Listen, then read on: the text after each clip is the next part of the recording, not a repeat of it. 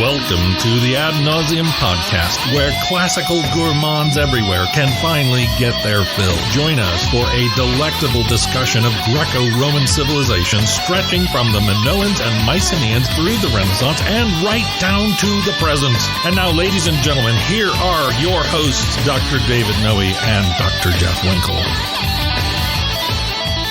Welcome, Ad Nauseam listeners, to episode 59 of our podcast. As always, I am Dr. David C. Noe, here in the vomitorium on a crisp Octoberal evening Yes. with my co-host, Dr. Jeff Winkle. How are you, Jeff? Good. Can I get my middle initial? You're David C. Noe. So Yeah, get the T in there. Yeah, Jeffrey T. Winkle tonight. Which is for tenacious. Tenacious D. Yeah, exactly. There we go.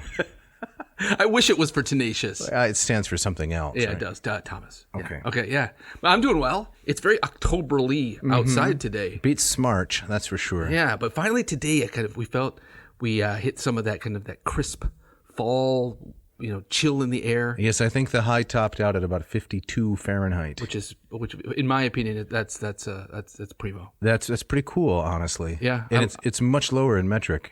Way lower in metric. Absolutely. It's colder, way colder. No kidding. So we have to give a shout out, Yes. and this is to a gentleman that you and I both know. It's true. How about you lead the way with this Yes, comes from Dan Vootberg, and he writes to us, I teach 8th grade English, history, and Bible at Grand Rapids Christian Middle School. My interest in the classics probably began with a sweet illustrated paperback book of mythology that I checked out from all places, my church's library. All right, let's hear it for the church library. Indeed. I was in Latin class with Jeff in high school. It's true.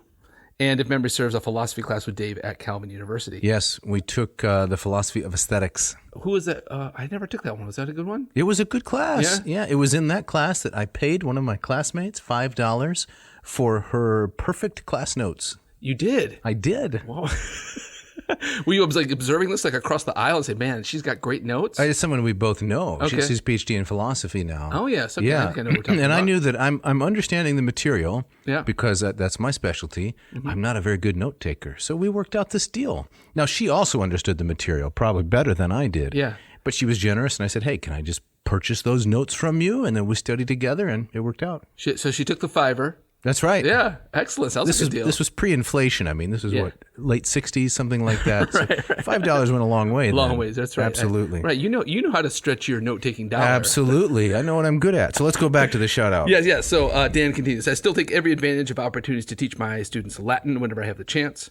Mostly things like caveat emptor or the Latin roots of English words. Keep up the good work of making the classics accessible and applicable for all. That's really nice, Dan. So Dan, he was he's still a good friend. But in high school, he was a very close friend. Mm-hmm. We ran with the same crowd. Yeah, I can't see you running, frankly. No, it was kind of a huffing jog. It's a figure of speech. Yeah. But Dan, brilliant guy. Sharp guy. Great thespian. Yes. Yeah, he acted in all the Friendly, plays. yep. Very friendly, personable. I remember in Latin class, he and I would try to translate to Latin just kind of odd phrases. Right. His catchphrase was "This is not my bag." That was his catchphrase? Yeah, so then we Latin, so it was hic non est culius meus. There you go. Yeah. So I remember him writing that on the board. That was his catchphrase. Everybody needs a catchphrase. They do, exactly. So Dan, thank you so much for listening to us, podcast. keeping the flame alive out there in your teaching and instruction. Such important work you're doing. It is indeed. Yeah. So Dave, what are we talking about tonight? Tonight we're going to talk about 2 Ovidian vignettes. A vignette. Yes, or vignettes as I like to call them. Is that different than just like a story? It is because it has the facade, the penumbra of sophistication. Oh, I see. When you use a word that, comes not from Anglo-Saxon, which is probably not where story comes from either, but for the sake of my example, you give it a certain veneer of respectability. Let's talk for a moment about the word vignette. Let's do. I did a little bit of research, and we have an etymological aperitif. Man, you're just dropping all the That's right. bombs tonight. So all the right. word vignette, it's a noun. It originates in 1751, and it means a decorative design. Originally a design in the form of vine tendrils around the borders of a book page, especially a picture page, from the French vignette, from the Old French diminutive of vigne. I don't know if I'm pronouncing that right, meaning vineyard. The sense was transferred from the border to the picture itself. So if I'm understanding this correctly, and this is from etymonline.com, you'd have a page, and around the borders of the page, you would have a nice illustration of the tendrils or the vines of grapes. Yeah. And so that was a vignette. And then the idea transferred from the margins to the story itself that was thus illustrated. Yeah. So it comes to mean a literary sketch, first recorded in 1880, and probably from a photographic sense. But you were saying that the word itself kind of implies it's something loftier than just a tale. Well, that was just really to get you off my case, because you didn't like, how does that differ from a story? First, I didn't say it like that. I think you did. I might have, but okay. Let's move on. Do you like the word vignette? I like it. I like it a lot. I do too. I like the word aperitif too. You do? Even a little bit more. More than vignette? Yeah. Okay. So we got an opening quote here, don't we? Mm-hmm. It looks like you, I'm looking at your notes here. It looks like you got a few opening quotes. I have a couple. Okay. So the first one here was written by a man named Torquato Tasso. Now, Torquato Tasso was himself an epicist. He was the author of La Gerusalemme Liberata, which I think means, it's Italian epic, the freeing of Jerusalem, right? It's about the Crusades. And he says, as translated by Cavalchini, this is from 1594, his discourses on the heroic poem, he says, quote, "A heroic poem, i.e. an epic, is an imitation of noble action, great and perfect, narrated in the loftiest verse, with the aim of giving profit through delight." Okay. Compact, isn't it? Yes, very compact. He gets a lot in there. He does. What do you think? With your knowledge of reading and teaching epics, is this on point, as they say? I think so. I mean, I'm definitely going to use this when the next time I teach Homer. Right. Although we're talking about the Metamorphoses tonight, right? Well, this is the contrast we're establishing for these vignettes. Okay, all right. So, in imitation of noble action, right? So, you imitate what is noble in real life. It's something great and perfect. You have to narrate it in verse. So this is why, as you know from talking to students in your classes, when you ask them, what's an example of an American epic? What do they typically say? I don't know. I've never asked them that question. No? No. What do you talk about in your classes? We talk about ancient epics. Okay. Yeah. They usually say The Godfather, the movies. Or Lord of the Rings. Exactly. Right, okay. And I say, well, those are good movies. At least the first two Godfathers are pretty good movies. Yes. The third one's not. No, we don't talk about it. Sorry, Sofia Coppola. That's right. But they're the wrong genre. It can't be epic if it's not poetry, if it's not verse. Right. That's the problem. So, this is interesting. One thing I don't like about Mr. Tasso's definition here is it's very loose and subjective, except for the verse part. You don't think that... well, in noble action, we'll go define noble. Okay. Great and perfect. Well, he does. He wrote an epic to try to define it. What about this? The aim of giving profit through delight. So the purpose of writing an epic is to improve people by entertaining them. Yeah. You go for that? Yeah. Isn't that kind of the role of the classics writ large? Yes, I think so. Yes. Okay, All right. How about this one? Okay. So this is from C.M. Baura, and this is much later. This is 1945 in his work From Virgil to Milton. He says, an epic poem is, by common consent, a narrative of some length, and deals with events which have a certain grandeur and importance and come from a life of action, especially violent action such as war. It gives a special pleasure because its events and persons enhance our belief in the worth of human achievement and in the dignity and nobility of man. Okay. Now, this builds on Tasso. It does. You can see. He's unpacking that first quote. Yes, well, and he's extending it. Yes. I think by 1945, this 400-year period almost, epic has changed in its definition. Yeah. It's still got to be verse, but now it has to be long, right? Right. A narrative of some length, and it talks about the worth of human achievement, the dignity and nobility of man. And the common presence of war. Correct. As an arena for Yes, epic. Yes. Some violent action, including war, or maybe centrally war. So what's interesting about this is if we're going to hold up Ovid to these definitions, we're going to find this is an epic of a very different kind. Right, exactly. Yeah. So, right when you read that first quote, a heroic poem is an imitation of noble action, great and perfect. I'm thinking, okay, we're talking about Ovid tonight. Right. This doesn't really fit. No, it doesn't. Where does Ovid fit? Exactly. It's part of the fun and difficulty. Yes. Yes. And I want to get right into that too in just a moment because, of course, we got to talk about the anxiety of influence. Right. Ovid is writing in the looming shadow of Virgil. Right. So what are you going to do at this point? So it's all been done. that's right. So that's the setup. All right, so tonight we're tackling two vignettes, right? Correct. So the Metamorphoses, Ovid's Metamorphoses, is a massive work, right? And so there's no way we can cover it all in 30 episodes. Right. It's 15 books. Right. So we're picking and choosing tonight. Yes. And we're taking a couple of two of my favorites, the Apollo Daphne encounter and the kind of the tragedy that takes place between Actaeon and Diana. Correct. Yep. But first we got to talk about more broadly the Metamorphosis itself. Exactly. Okay. So we want to ask the question, what is the Metamorphoses?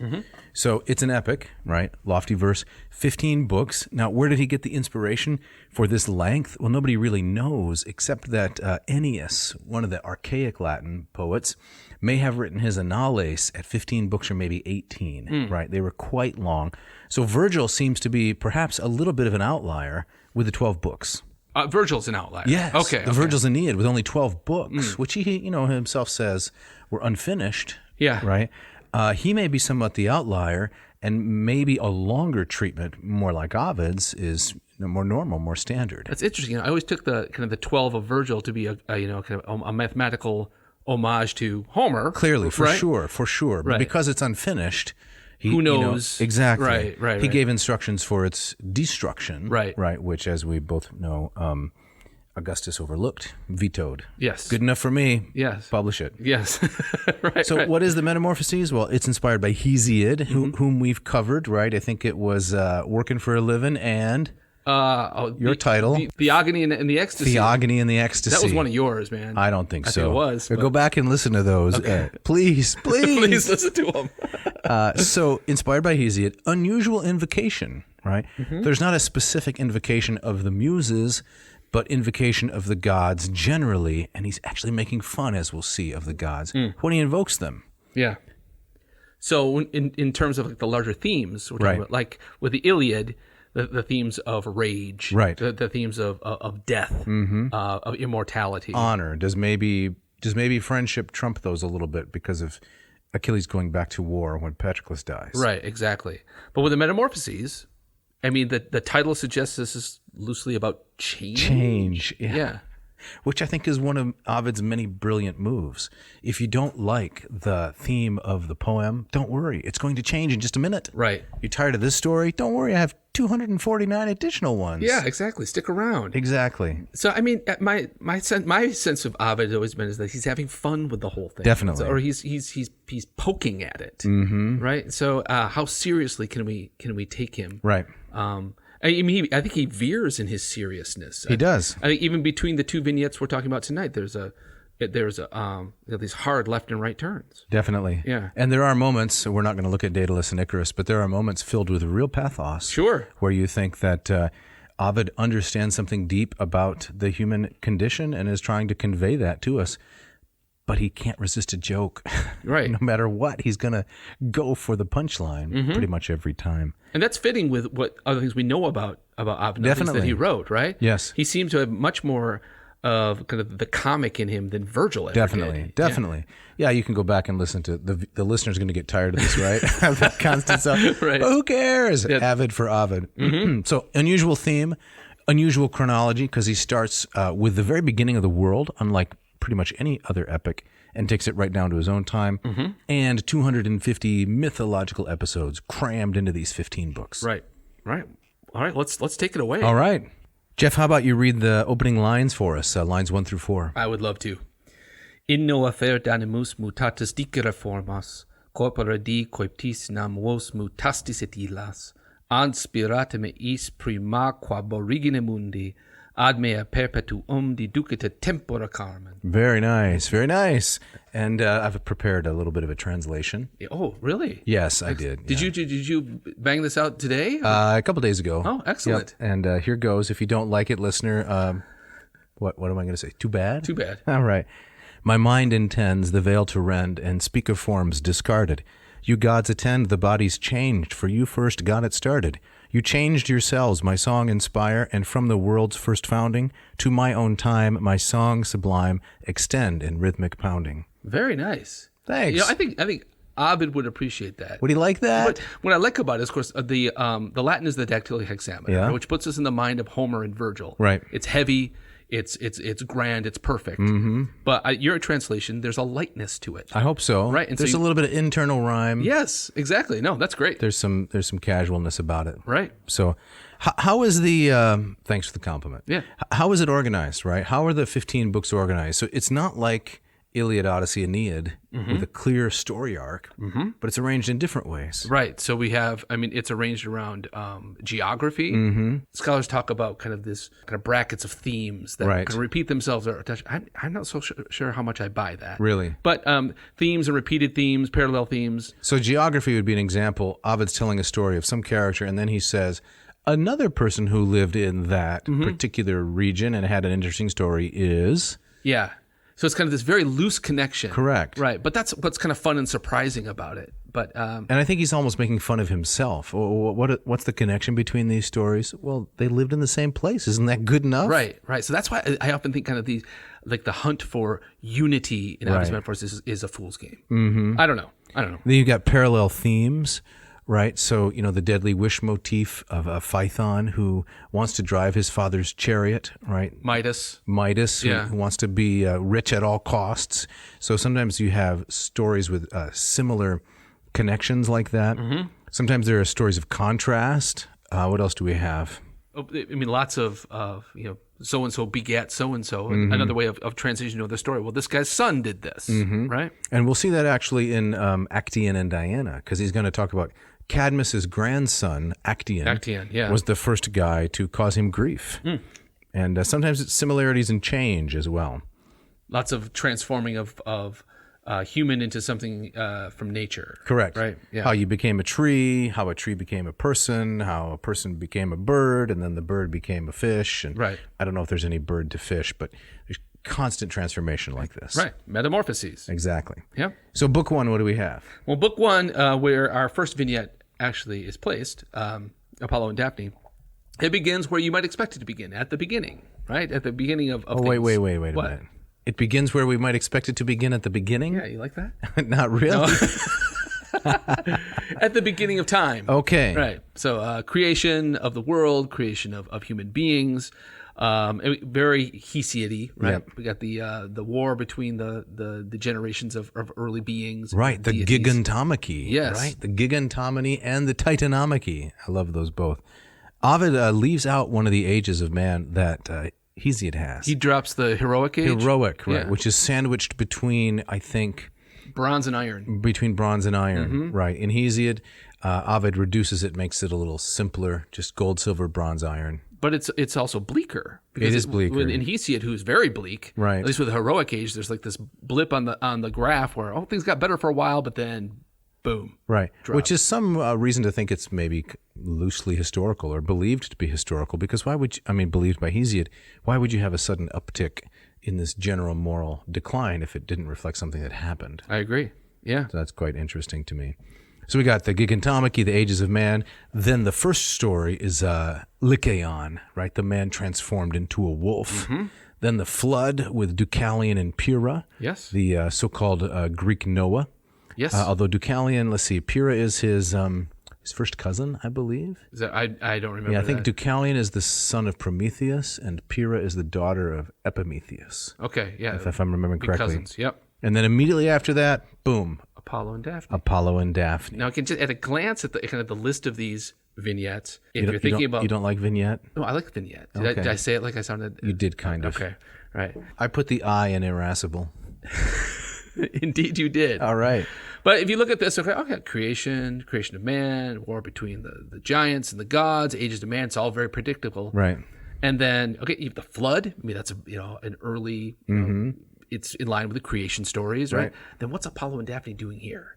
It's love. It seems to, it's chronologically, why is that next? Because that's what I'm asking. I don't really know. Right. Here the chronology is fast and loose.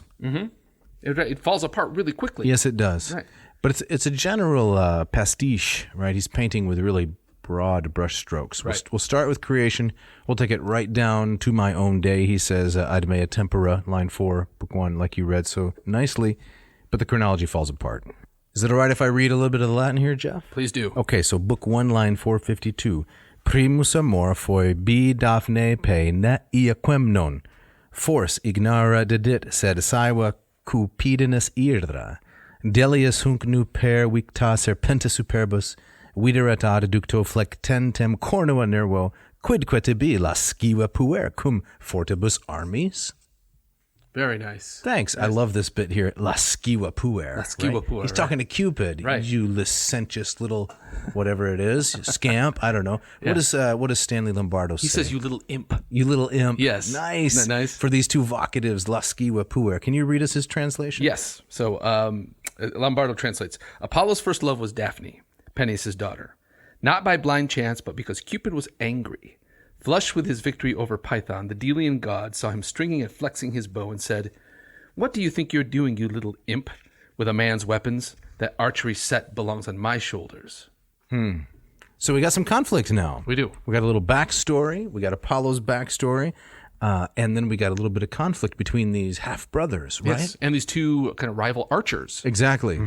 So Apollo's first love. So there's your connection. Okay. Don't you want to know about Apollo's first love? If you look back just a minute, right, up to the lines before where this starts, we get the story of the Python. Right? Yes. So this is the loose connection. To read the Lombardo, there was no laurel yet, and Apollo wreathed his brow and the gorgeous locks of his hair with a garland from whatever species He of was just tree. grabbing leaves. That's terrible. Have you ever done something like that? Just walking along and, recent victory of some sort. I need to garland. And just to... It's time to garland. It's garland, right? Yeah, but I don't just go to any tree willy-nilly. No? I've got my favorites. Okay. I like a good oak. You're walking along and it's time to garland. It's time to garland. All I can see is, I don't know, ash or elm or Pine. pine. Yeah, that's a rough garland. It right is. There, right? So Apollo needs something more specific here, right? And his first love was Daphne, Peneus' daughter. Now, who is Peneus? You got me. River god. Okay, that's right. This is what's going to happen. Some of the famous paintings always show Peneus, right? One of the rivers in Arcadia. Right? Is that right? Somewhere in the Peloponnese. Okay. He's always depicted as a muscular man with a heroic torso and a flowing beard. A heroic torso? You don't know about the heroic torso? It's like he's ripped. 1% body fat. Okay. Your standard podcast host. And he's clutching a large earthen vessel, right? And the earthen vessel that he's clutching is an indicator in the iconography that he is a river god. So he's a water bear. He's an Aquarius. Is that exactly? Okay, I gotcha. Yep. So heroic torso, flowing beard, right. water jug. He's a river god. All right. So Daphne is Peneus' daughter, and Apollo falls in love with her, but it's not by blind chance.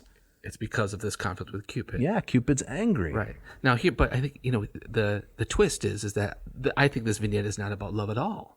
What is it about? I mean, that's not about love in kind of the conventional modern sense, right? But I think that's kind of what I think I was playing with that. We think of Cupid today as, the cutesy baby on the Valentine cards, right? He shoots you with his little puppy love romantic arrows, but this is something much darker and much more dangerous. Definitely. Right? So this is not love, I would say. This is lust. Yes. Well, the Greek form, right, eros, Right. is one of the primordial divinities. By the time of the Renaissance, Cupid has been, as we talked about before, completely domesticated. So he's a pudgy little putty. Right, and multiplied. There's a bunch of them, the little putty flitting about, right? Littering the landscape. Yes, yeah. You need a snow shovel or a broom or something to Get these things out of get them here. out of the way. I've Right. got to garland. It's like they're buzzing like gnats. Exactly. Yes, yeah. But that's not how it is here yet. You still have a little bit of this agonistic element. The two brothers are upset. So the Delian god saw, it says, Cupid stringing and flexing his bow and said, "What do you think you're doing, you little imp, Right. with a man's weapons?" So already, in the language here, it seems that, Cupid has been infantilized a little bit, right? He's not the strapping heroic torso figure we see like in the Greek vases, where he's Right. kind of this young man. He's already. Apollo comes along and says, "Oh, what's this little brat doing? Exactly. Playing with Doesn't like with a him. man's toys. Correct. Right? Doesn't like him at all. What's he doing down in the man cave? Yeah. With my stuff. My stuff. He grabbed the remote, really, is what's happening. Sorry, hand that over, kid. Right. But then in the story, Cupid says, "I'll show you really who's boss." The power of love trumps everything. That's right. So he says, against wild beasts I can wound my enemies, and just now I laid low in a shower of arrows swollen Python, and left his noxious belly spread out over acres. You should be satisfied with using your torch to inflame people with love, and stop laying claim to glory that is mine. Well, that's also an artistic motif you see a lot in particularly kind of late Roman art is Cupid, not only with the bow and arrow, but with the torch. Yes. Right? Well, and what we have here is the adunaton, right? The things not the way they're supposed to be, the shook up world that we saw back when we talked about Amores 1. Are you referencing another episode we did? Yes. Okay. Once okay. Well, it's germane. It is germane. It's germane to this vignette. It's germane to this vignette. I challenge anyone on the germaneness. All right. Okay. So as I was saying, yes, please. Yeah, in Amores 1, Ovid's complaining, Cupid, stay in your lane, as they say. We can't have things going awry, and Apollo is really reinforcing the same idea. Exactly. I'm the god of the bow. You take care of your little romances. Let me do the important and dangerous things. And he's just coming off a huge feat of archery, right? A huge victory. I killed this acres. Right. That's how big this. Look what I did. Right. He said, like, what do you think you're doing? So what's one key victory in your life, Winkle? Let's think. Let's see. Something here. you're especially garlanded over. Let's see. I was a kind of homecoming guy. You were? Yes. Oh. And everyone had to give a speech. So I did mine in rap form. And was it funny? Oh, it was funny, and Okay. it was very well received. Oh, that's wonderful. I mean, probably to watch it today or listen to it would be Painful? painful, and huge cringe. But at the moment, it was. You were king. I was king. King of the world. It was great. Yeah. So after that, if someone came along, and tried to cut in on your territory, and they did. I'm sure you were quite upset. Well, I didn't like it at all. Of course. Right. So that's what we have here, Exactly. right? Okay, We got Cupid honing in on Apollo's domain. You just made it real for me. I'm feeling it. Okay. Yeah. All right. So the son of Venus replied. You got your Cupid voice? I don't got a good Cupid voice. No, Okay. no. Could you just read it in the Jeff voice? Sure, right. Phoebus, your arrows may hit everything else, but mine will hit you. As much as animals are inferior to gods, so is my glory superior to yours. Whoa. Right. That's a boast. He threw it down. Yeah, the gauntlet, you're saying? There is. Yeah, exactly. The glove, something like that. He challenged. So the distance between animals and gods is the distance between my glory and yours. Look, right. Now, that's usually the kind of this is the kind of boast if it came from an Arachne or a Niobe. You're saying immortal. Immortal. They're finished. Absolutely. Right.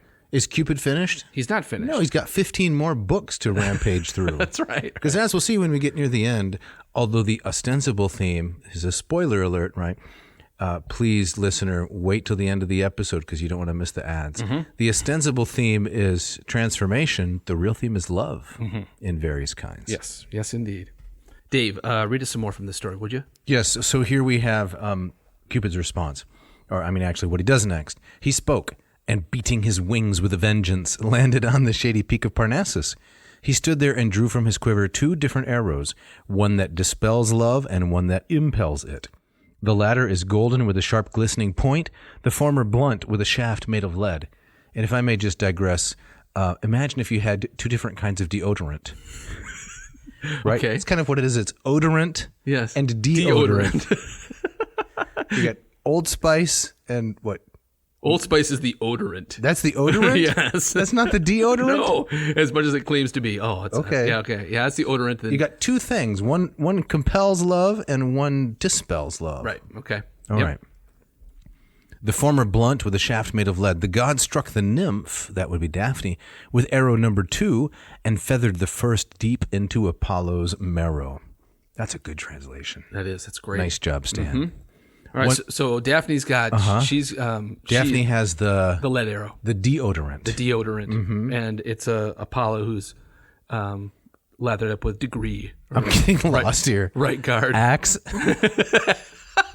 That's right. He's the body spray. I don't know. But whatever it is, now Daphne is to him irresistible, right? Chanel number 5. Yes. And Apollo is to her repulsive. Yeah. So they begin a foot race. Right. So and Cupid just stands back and says, "Watch what happens." Exactly. You want to read some more of that there? Yes. So one now loved, the other fled love's very name. Delighting in the deep woods, wearing the skins of animals she caught, modeling herself on the Virgin Diana, her tousled hair tied back. She had many suitors, but could not endure men. Now, hold on a minute. Yep. We have a lapse here of time, don't we? Ovid's playing with the time because he's describing things that she had many suitors, but could not endure men. She took up the guise of the Virgin Diana, tousled her hair, tied back, and so forth. He's cramming in a little bit of backstory. Right, but with no apology for how it fits. It's just all in real time, I guess? I guess so. Okay, keep going. Yeah. So she turned them away and roamed the pathless woods without a thought of hymen or amor or marriage. Her father often said, "You owe me a son-in-law, girl." Often observed, "You owe me grandchildren, my daughter." But she hated the wedding torch like sin itself, and her beautiful face would blush with shame as she hung from his neck with coaxing arms. And we'll get on to the rest. Yeah. So it seems like, did she really need the lead arrow? It seems like she was kind of in that frame of mind anyway. I think that this is saying this is the result of the lead arrow. But all of this stuff has to have taken It's telescoped. No, that was my point.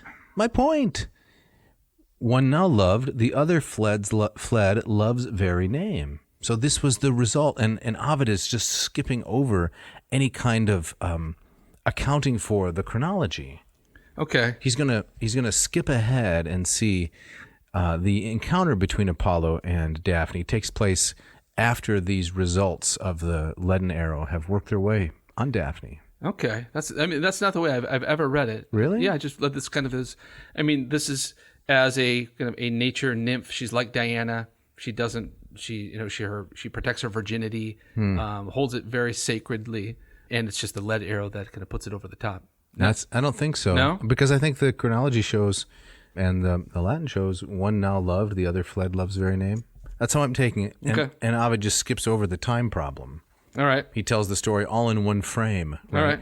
All right. Much like some of the, now I could be wrong, but I'm going to just extend the argument a little bit. In the way that some of these Renaissance paintings deal with the story, you have all of the activity in one frame. Right. You've got Peneus there with his earthen jar. You've got Apollo racing. You have Daphne racing, but she's caught in mid-stride, turning into the laurel tree. Yeah. It's all at once. Right. With Cupid over at the corner laughing. So this is like a painting. I think so. Okay. All right. It's a vignette. I like it. Okay. So what happens next? Well, Apollo loves her at sight and desires to wed her. What he desires he hopes for, but here his oracular powers desert him, right? He's the god of prophecy. Mm-hmm. As light stubble blazes in a harvested field, or as a hedge catches fire, from embers a traveler has let get too close, or has forgotten at daybreak, so too the god went up in flames, and all his heart burned, and fed his impossible passion with hope. So this, of course, is another very common Ovidian theme. That is how a person is overcome with passion and they lose all self-control. Yeah. I don't see this as friendly at all, though. No. My sense is that if Apollo catches her, the clear suggestion is not he's going to whisk her away to a happy marriage. Oh, no. There's going to be a violence. violent attack. Absolutely. Okay. This is one of many violent attacks. Right. And when I teach this, many of these episodes are not easy to teach. Yeah. Because there's a definite hint of some very strong violence here. But Ovid using the word, amor over and over again, he seems to be kind of teasing us. Because amor does not have the weight that like an eros does. Correct. Right? Maybe the better translation would be just something like passion. Passion, yeah. Because love for us, after the advent of Christianity, has connotations of gentleness and kindness and so forth. I'm not sure it had that really for the Romans. That's always. A very good point. Yeah. So he sees the hair that flows all across her neck and wonders what if it were combed, sees her eyes flash like stars, sees her mouth, which merely to see is hardly enough. He praises her fingers, her hands, her arms, which for the most part are bare, and what is hidden he imagines is better. So here we have some foreshadowing, right, or forebranching, you might say, because these things are going to become, her limbs are going to become the limbs of a tree and so forth. Exactly right. So he's doing all this while he's running? Apollo, he's running and he's praising you limbs. You can't notice things when you're huffing along. Well, I guess he's a god, so he's got much better endurance than I would hope so. Right. He's got Apollonian strength, and he can multitask. I suppose. I would imagine. Yeah. All right. So her flight is faster than if she were wind, and she does not pause to hear him calling her back. Nymph of Peneus, I beg you stop. I am not pursuing you as an enemy. Please, nymph, stop. This is how a lamb runs away from a wolf. a deer from a lion, a trembling dove from an eagle, each from her enemy, but love makes me pursue you. But of course, I think she's exactly like a lamb running away from a wolf. She's right to flee. Yes. Her fear is founded. Yep. I am afraid you will fall, he says, afraid that brambles will scratch your shins, and that I, oh so wretched, will be the cause of your pain. This is rough terrain you are running through. Run a little slower, please, and I'll slow down too. Or stop and ask who your lover is. No hillbilly or shepherd. I don't mind the herds here like some shaggy oaf. You do not know my rash one. You just don't know who you are running from, and that's why you run. So he's exactly like Pepe Le Pew. And that cat always gets the white stripe on her back when she goes under the fence. Right, and he thinks she's a skunk. Another skunk, right. And like Pepe Le Pew, he won't shut up. No, he won't. He will not shut up. Right. Yeah, he doesn't have the bad faux French accent. But you know that cartoon is totally canceled. What? To a kind of aggressive? Yeah. Okay. But, I mean, one of the ways that you learn that is wrong, I suppose, here's a little apologia for Pepe Le Pew. You learn that kind of behavior is wrong is by watching it. Right. It does not. It's absurd and ridiculous not to be celebrated. Right? No. Right. So Apollo goes on. Now he's kind of he's laying down his credentials. Delphi is mine. I am lord of Claros and Tenedos and the realm of Patara. Jove is my father. What shall be, what is now, and what has been are all revealed by me. So he's saying, I'm an oracle god. I know it all. I know it all. All these places kind of bend their knee to me. It is through me that songs are played in tune on the lyre. My arrows are sure, but one arrow more sure has wounded my heart that once was carefree. I invented medicine. I am called the healer throughout the world. The potency of herbs is my domain, but love cannot be cured by herbs, and the arts that benefit all are of no use to their lord. So who's winning in this contest? It's not Apollo, and it's really not Daphne. It's Cupid. Yes. Cupid is winning. He's proven. I hit you with the golden arrow, you're done. Right. You burn with passion, you can't avoid it. I imagine just him sitting up higher up on the mountain on a rock and just kind of laughing. Yeah, maybe with some binoculars. Yes. Yeah, exactly. Or maybe some snacks. He would have said more. You think Pepe Le Pew is loquacious. He would have said more, but the Penaeid nymph was running scared and left his words unfinished. She was still a lovely sight. And now he goes into description, right? That, you might find a little bit tasteless. Ovid is never one to spare our senses, right? Mm-hmm. He's going to describe this beautiful woman in flight and in total panic, and yet lovely still, I suppose. Mm-hmm. And then finally we get right up to the climax, right? Help me, Father, she says. She saw the waters of Peneus, she cried. Help me, Father, if your streams have divine power, destroy this too pleasing beauty of mine by transforming me. She had just finished her prayer when a heavy numbness invaded her body, and a sheath of bark enclosed her soft breast. Her hair turned into fluttering leaves, her arms into branches, her feet, once so swift, became mired in roots, and her face was lost in the canopy. Only her beauty's sheen remained. So she's transformed into a tree. Yeah, the laurel tree, sacred to Apollo. Right, and Daphne in Greek means laurel. Correct. Right. And so, is this salvation? One of the points I like to make to most of my students when I teach this is when they pray for transformation and the gods answer, here it's her own father, they're often in a worse predicament, or at least a predicament that isn't to us noticeably better. So what is she saved from?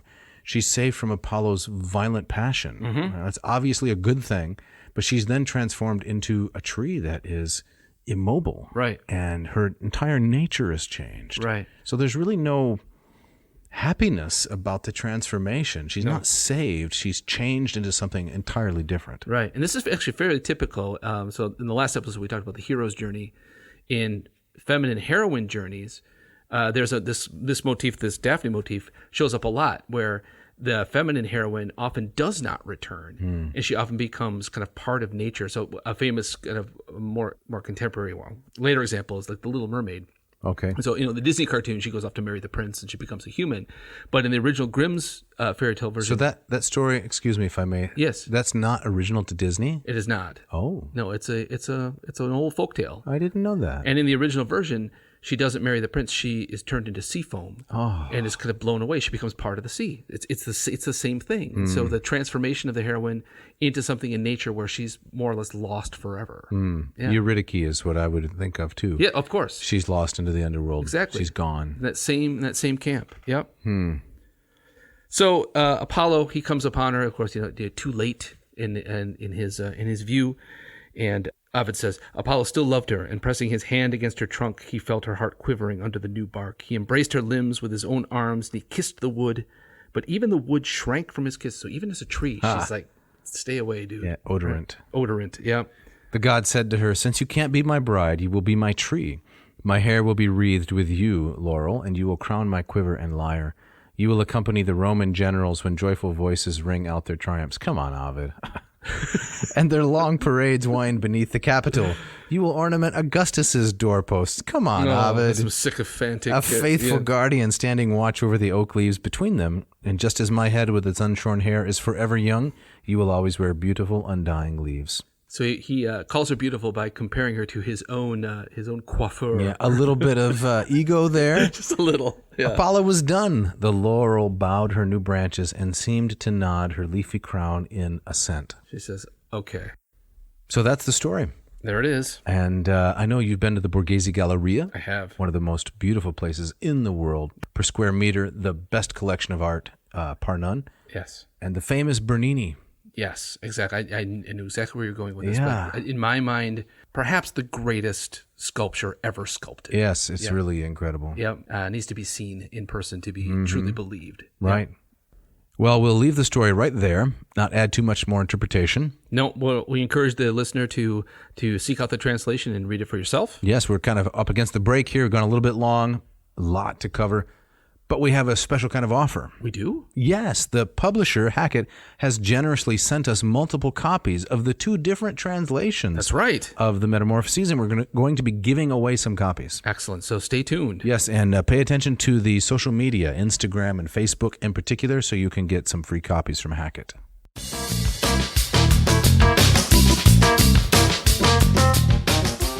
This episode of Ad Nauseam brought to you by Hackett Publishing. For the last 40-plus years, Hackett Publishing has been bringing high-quality, erudite, affordable translations of many, many classical works, as well as works from many other disciplines in the humanities. I love Hackett. I have lots of Hackett volumes on my own shelves. I use them all the time in my own in my classroom. Great artwork. I can't say enough about Hackett Publishing. Dave, what do you think? Well, Jeff, I think Hackett puts out some amazing volumes. They are attractive. They're well organized. They just sent us, for future episodes, some of their Blitz collection of Shakespeare. Oh, goodness, yes. So you got the Coriolanus. You got those, right? I did, yes. Yeah, you got the Coriolanus, the Antony and Cleopatra, and the Julius Caesar, right? Beautiful volumes, high-quality scholarship.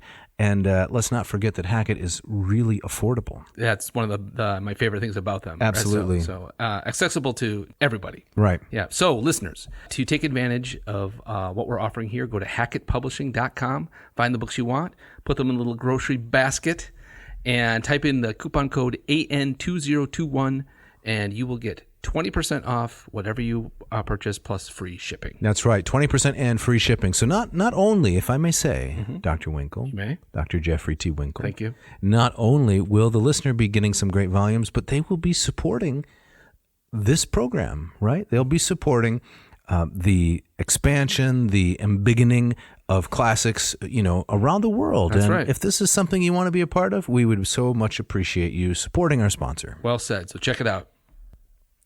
This episode of Ad Nauseam also brought to you by the Moss Method. Dave, tell us about the Moss Method. Well, I wanted to solve a problem. You did? Yes, I'm a problem solver. I know a lot of people who want to learn Greek because they want to read the New Testament. That's a very popular one.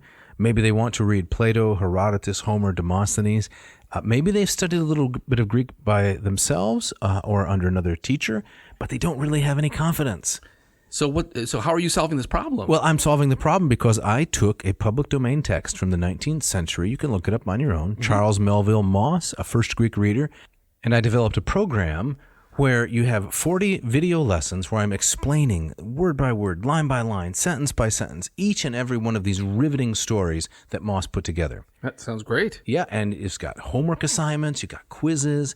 So it's a standard Greek course, but it's both less expensive and more thorough than pretty much anything you can get anywhere. I'm really confident about that. It's self-paced, it's expert and accessible, and I'm helping you all the way through. So there's a lot of hand-holding. And it's you yourself. It's not some flunky. No flacky. Right. Nope, it's me directly. So you sign up for the course, you go to mossmethod.com, check it out, sign up. You get a personalized email from me. I'm holding your hand all the way through. There's really no reason that you can't become quite confident and accomplished in this beautiful language. Excellent. So how would somebody who's interested go about doing this? Well, they could be a young person like a homeschooler. They could be an older person like someone in seminary or grad school. They could be an octogenarian. I have a lot of people in their 50s, 60s, 70s studying Greek with me. Yeah. They go to mossmethod.com. Check out the sample lessons, take a look at the description, see if it's for you. We want to get you into the right program, and then purchase the course, and we'll get going on learning Greek together. Sounds great. This episode is also brought to you by Ratio Coffee. Mark Helwig and his crack team in Portland, Oregon have solved all of your aesthetic and brew-based problems. No more ugliness, no more bad coffee. No, it's true. My coffee drinking life has changed since I got their Ratio 6 machine. Revolutionized, metamorphosized. Yes, exactly. Every morning, my stainless steel 6 brews up the perfect cup of coffee. I love it. My wife loves it. It's a work of art. I can't recommend it highly enough. Yes, I have the 8, but I was at a friend's house today who has the 6, a loyal listener. He knows who he is, and he knows who his wife is, and his wife knows who she is, I'm pretty sure. And I thought, oh, here's my chance, because Winkle's been talking about this carafe. I want to see the carafe of the 6 and see how it measures up. And a little different style than the 8, but equally beautiful. And just like you said, you could hold plutonium in that thing. Did you gauge its heft? I did. I hefted it. It's amazing. It's incredible. Yeah. And it's such a lovely machine. So it's got a brew stage, it's got a bloom stage, and then boom, ready. That's ready to go. I think it's bloom and then the brew, right? Did I switch? I think you flip the bloom and the brew. There's a bloom with a brew. You don't want to brew before you bloom. No, first you bloom and you off gas. Yes. You get rid of the brackish tang and the scorch pad. Yep. Then you move on to the brew. That's where the water comes streaming down through the Fibonacci head. We got this down pat, don't we? Yes, we do. And then it's ready. It's ready. Yep. You drink it. Yep. And how can our listeners benefit? Well, that's an important question, It is, isn't it? exactly. Okay, so go to Ratio Coffee, RATIO coffee.com. Mm-hmm. Check out the Ratio 6 or the 8. Either of them you can get with a coupon code that we have for you, ANCO. Yes. Ad nauseum coffee, ANCO, and get 15% off. It's a great deal. You won't regret it. Check it out.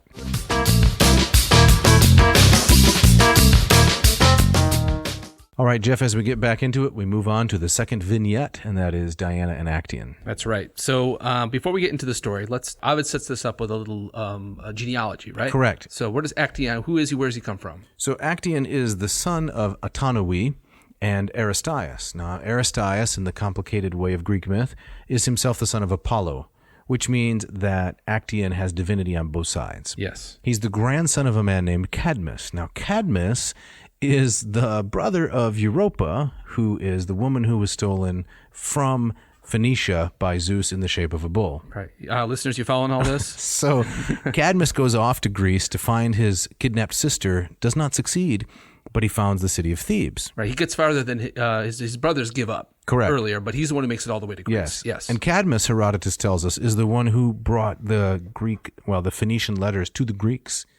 He's a cult hero, right? So then he's going to kill a dragon at the site of Thebes, where he finds a sacred cow, kills a dragon, sows the teeth, into the soil. They spring up and become the Spartans. Right. The sown men who become the ancestors of legend of Thebes. That's right, Yes. the Spartoi. And everything looks fine. Of course, Cadmus is going to have a really miserable life hereafter in many, many ways.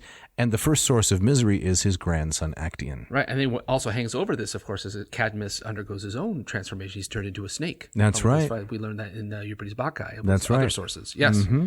So unlike the story of Apollo and Daphne, where a god is pursuing a mortal woman, here we have this mortal man, Actaeon, or he's partly mortal, right, stumbling upon a goddess in the middle of the forest and facing a really cruel punishment. Yeah, this is one of those stories that's always disturbed me. Just the injustice of it all. I mean, certainly from a modern, Judeo-Christian perspective, but even from an ancient perspective, Ovid suggests that this is deeply unjust. It's rough. Yep. And Daphne is transformed into a tree. Actaeon is transformed into the deer. Yes. That he's hunting, and he's pulled apart by his own dogs. His own dogs, yep. But of course, Ovid can't resist in the midst of this terrible tragedy. He can't resist including a lot of humor. Yes. Well, we'll get to that. But you want to open us up with the lines that start this episode? Yes, I'd like to read some of this Latin here. Yep. Prima nepos inter tot res tibi cadama secundas, causa fuit luctus aliena qua cornua fronti, adita vosque cane satiatai sanguine rilli, ad benici quaeras fortunae crimen in illo, non scelos invenies quodanim scelos erdror habebat. Very nice. Thank you. Very nice. Let me give you Lombardo's Let's hear it. take. Your first reason to grieve, Cadmus, amid so much happiness, was your grandson Actaeon.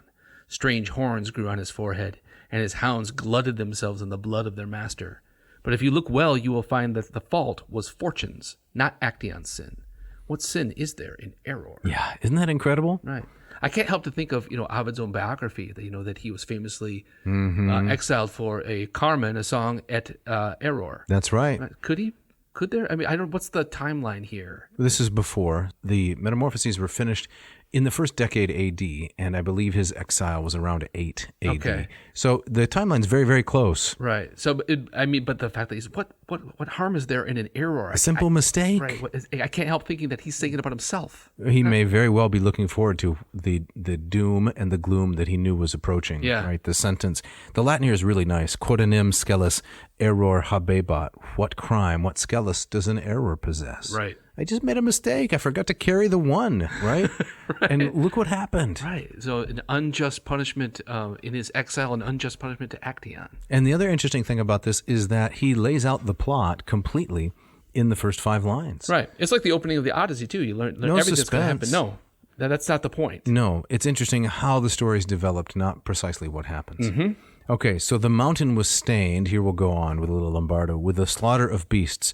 Noon had already contracted the shadows, and the sun was midway between both horizons, when the imperturbable young Boeotian, that's our hero Actaeon, spoke to his hunting companions as they wandered through the trackless wild. Our nets and blades are wet with blood. The day has brought us enough luck. When Aurora rolls in another dawn on her saffron wheels, we'll go at it again. But now Phoebus is in mid-course and splits the fields with heat. Call it a day and bring in the nets. Well, that's quite reasonable. So he's exercising the important cardinal virtue of moderation, right? Mm-hmm. He's being temperate. We've hunted enough for one day. Let's call it quits. Right. This again reminds me of. This shows up a lot in these stories that going too high, going too far, going too low, course. right? And so Actaeon seems to be a guy who gets it. Yeah, made an agon, nothing in excess. That's right. Stick in the middle. We've caught enough animals. Let's take a break. Mm-hmm. Yep. So Dave, pick it up there. Okay, so the men did as he, that is Actaeon, said, and left off their work. There was a valley there called Gargaphiae, dense with pine and bristling cypress, and sacred to Diana, the high-skirted huntress. Deep in the valley is a wooded cave, not artificial, but natural. But nature in her genius has imitated art, making an arch out of native pumice and tufa. On the right, a spring of crystal clear water murmured as it widened into a pool, edged with soft grass. Here the woodland goddess, weary from the hunt, would bathe her virgin limbs. So what we have here is the locus amoenus. Yes. We have the place that is too beautiful, too perfect, too idyllic, not by artifice, but by nature herself. Mm-hmm. And of course, a secret danger lurks there. Yeah. It's going to be Actaeon's terrible undoing. Right. What's really striking about this story is that right after Actaeon stops speaking, the focus completely becomes, it's on the perspective of Diana. Mm-hmm. Yeah, it's all about her. It's about her entourage.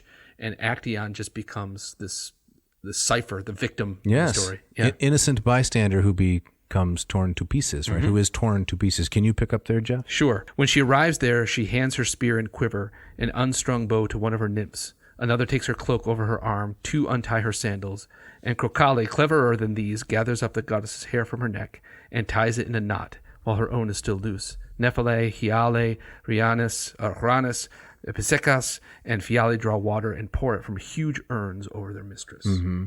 So the goddess, like all immortals, is very tall, right? Mm-hmm. A goddess is about 9 feet tall. She has a rosy glow at the nape of her neck and a certain kind of smell from the ambrosia they consume. Mm-hmm. And they don't walk, they promenade, as Juno in the Aeneid, right? She incadere, she glides across the ground. Is he prancing? I'm trying to picture this. No, her feet don't touch. You just kind of glide. Just kind of glide? Like, you ever been on one of those moving sidewalks? That's right? how At they the get airport? around? Yes. Yeah, okay. They don't have to actually move their limbs. They just kind of float. Okay. That's how you know you're in the presence of a deity. So she is this, beautiful, really tall, statuesque, immortal, and she's, it's bath time, so all the nymphs are assisting her. Actaeon is going to stumble upon this through no fault of his own and be rent limb from limb. Yeah, so give us this key scene here. Okay, so while Diana was taking her accustomed bath there, Cadmus's grandson, his work done for the day, came wandering through the unfamiliar woods with uncertain steps, and as fate would have it, into the grove. As soon as he entered the grotto, the nymphs, naked as they were and dripping wet, beat their breasts at the sight of the man, filled the grove with their sudden shrill cries, and crowded around their mistress Diana, trying to hide her body with theirs. But the goddess stood head and shoulders above them. See, it's the height is the issue. Her face as she stood there, seen without her robes, was the color of clouds lit by the setting sun or of rosy dawn.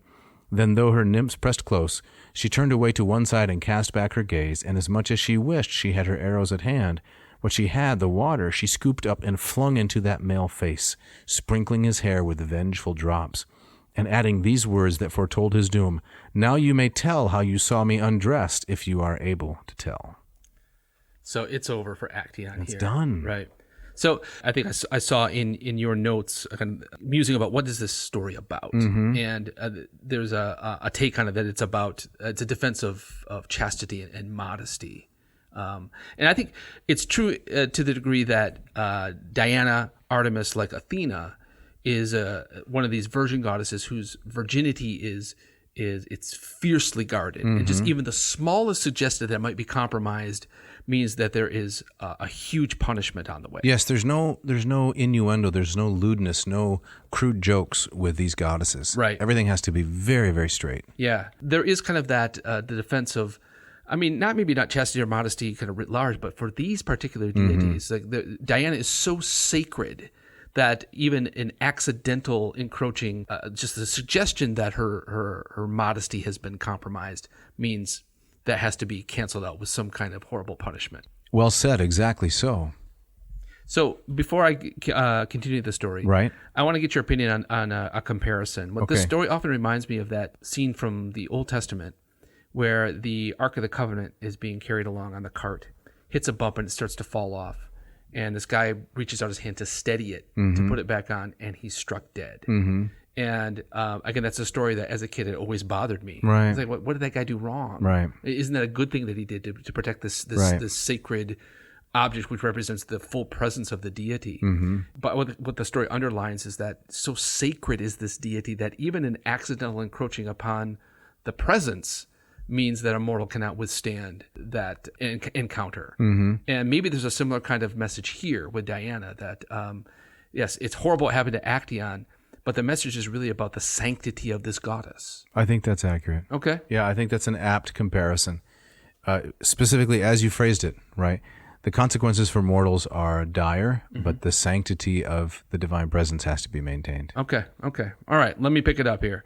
With that brief threat, she gave his dripping head the horns of a stag, stretched out his neck, elongated his ears, exchanged feet for hands, long shanks for arms, covered his body with a spotted hide, and instilled fear in him. Autonoe's heroic son took off, marveling at how fast he was running. But when he saw his face and horns in a pool, he tried to say, "Oh no," but no words came. Hold on now. Yeah. He tried to say, "Oh no," but no words came.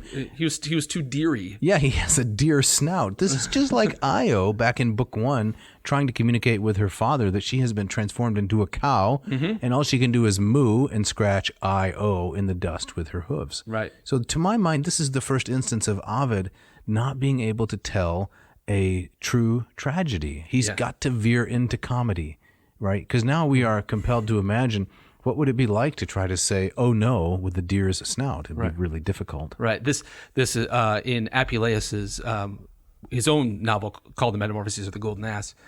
This scene looms large. The main character who turns into a donkey. Oh no! He encounters the Diana Actaeon motif as a work of art, and Apuleius makes much comedy of Lucius as a donkey, trying to say like, oh my king, but it only comes out as as a donkey braying hee haw, Right. Roar, right. And so he's clearly kind of playing off Ovid here. Yeah, so he doesn't buck the trend, you might say. Right. Buck the trend. Oh, He didn't catch it. oh man, it's late. Okay. It's late. He tried to say, "Oh no," but no words came. He groaned, the only sound he could make, and tears ran down his cheeks, no longer his own. That shift there from kind of a stupid comedy Right. to something very tragic. Right. Only his mind was unchanged. What should he do? Return home to the palace or hide in the woods? Shame blocked one course and fear the other. Yeah, no out for him. Shame, fear, these are his two options. But actually, this problem is going to be solved by fate because he's about to be torn apart. Right. As Ovid set it up, this is fortune's decision. Yes. Yep. Let me read this little part, and then we'll get into the comedy even deeper. Excellent. While Actaeon hesitated, his dogs spotted him. Now, what we're about to have is a catalog of dogs that goes on for some 21 lines. This is a dog-a-log? This is a dog-a-log. You just stole my line. Winkle. You want the line? I came up with that. All right. No, it's a team effort. Yeah, I did come up with the term dog-a-log just to, It's true. make a point of it. It's true. But it's a team effort. So, first Blackfoot and keen-nosed Tracker bayed. Tracker, a Cretan, a Spartan breed Blackfoot. Then others rushed at him swifter than wind, greedy gazelle and mountaineer, Arcadian all, powerful deer slayer, hunter and whirlwind. Then Wings and Chaser the bloodhound and Woody. So these are all names of dogs. Right? These are all capitalized in the text. Lately gored by a boar and wolf-bred Valley, trusty shepherd and snatcher with both her pups.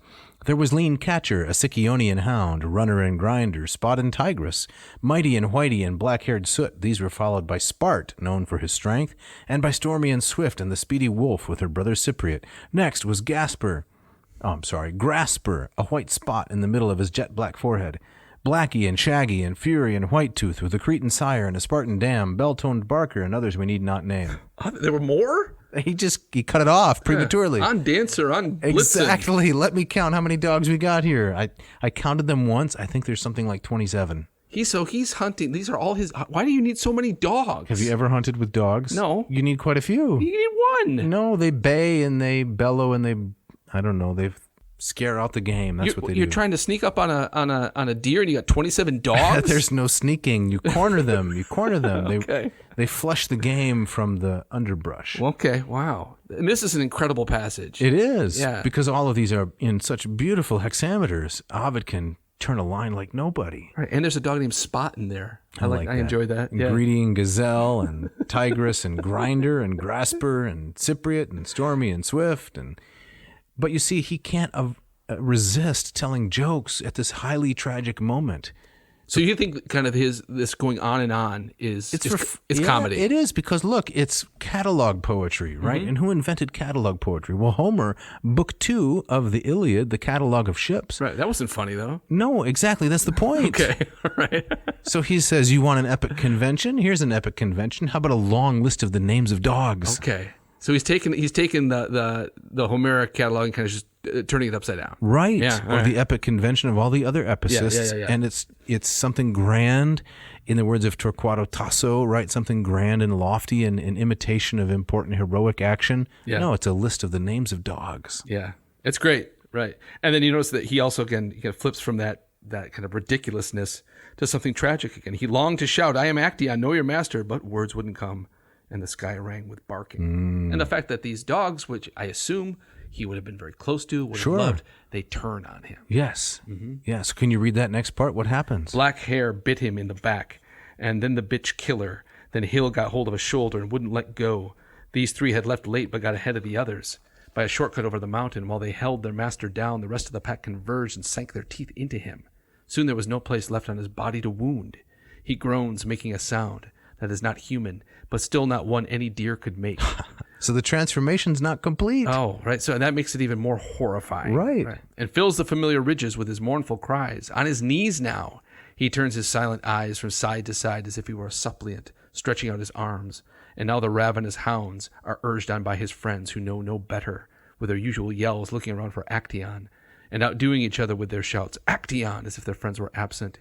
He turns his head at the sound of his name, but they go on complaining that he is not there, and through his sluggishness is missing the spectacle their prey presents. Man, brutal stuff. Ovid. He wishes he were absent, but he is there all right. and would rather see than feel what his dogs are doing. They are all over him, their jaws into his flesh, tearing apart their master in a deer's deceptive shape.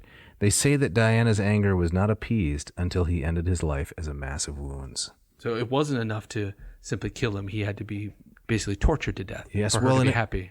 Yes, and it wasn't enough even just to transform him into a deer. He had to die a gruesome, painful death. Right. Well, we see that Diana Artemis elsewhere. I mean, she demands the human sacrifice of Iphigenia. That's right? correct. Because her sacred stag was killed by the men. Brutal. So this is, I mean, it's in keeping broadly with her persona.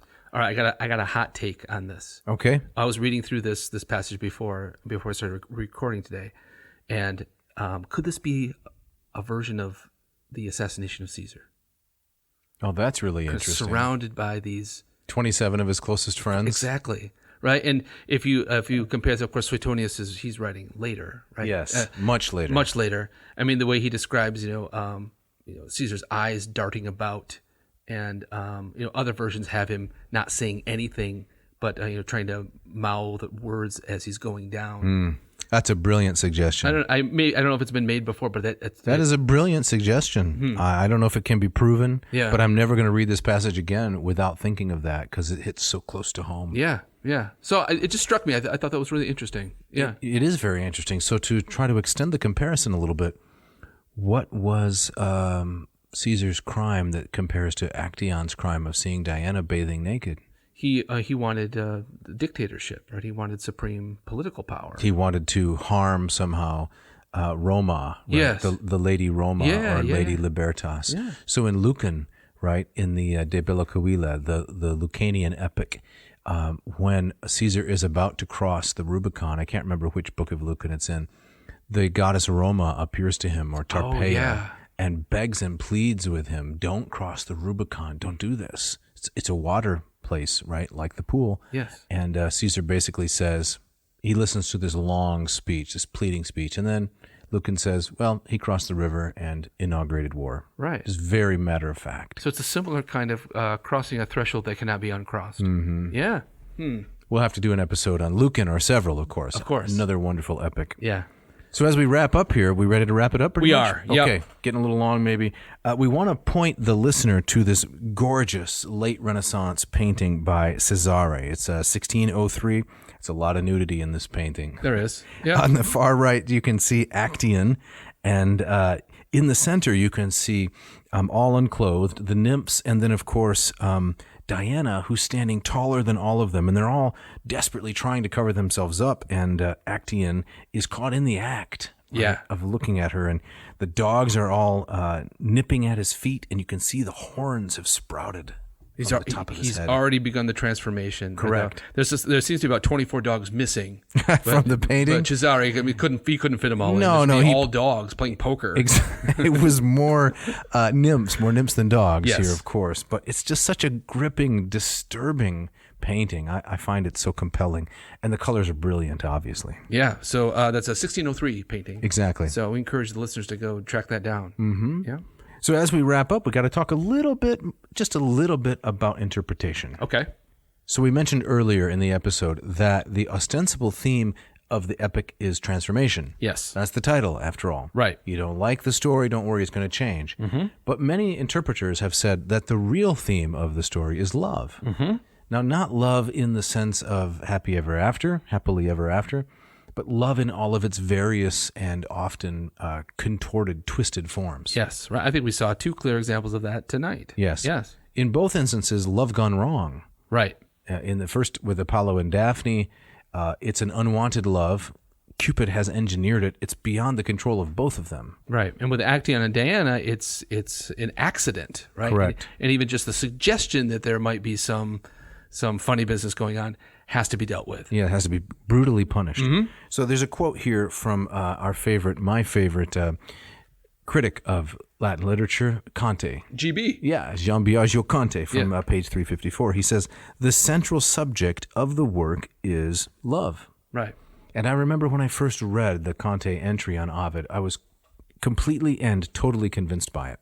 And I've been using this kind of language ever since to teach the two epics, the Aeneid and the Metamorphoses. Mm-hmm.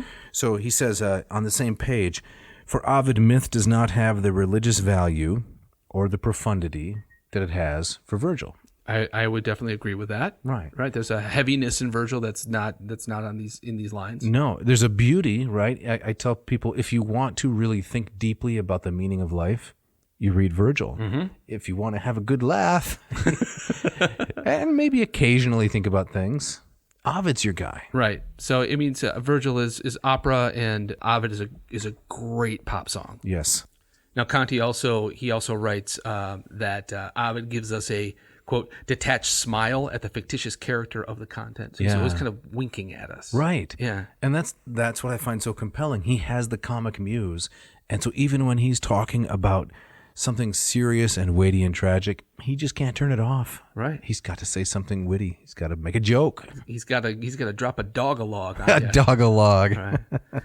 All right, we're up against the clock. We got to get out of here. Absolutely. Right. So, as always, we got people to thank. Yes, we want to say thank you, Mishka, for putting this together, being our sound engineer so intrepidly, making it sound wonderful. We're really appreciative. We do. We also, big thanks to Scott Van Zen and to Ken Tamplin for the great music you hear throughout the episodes.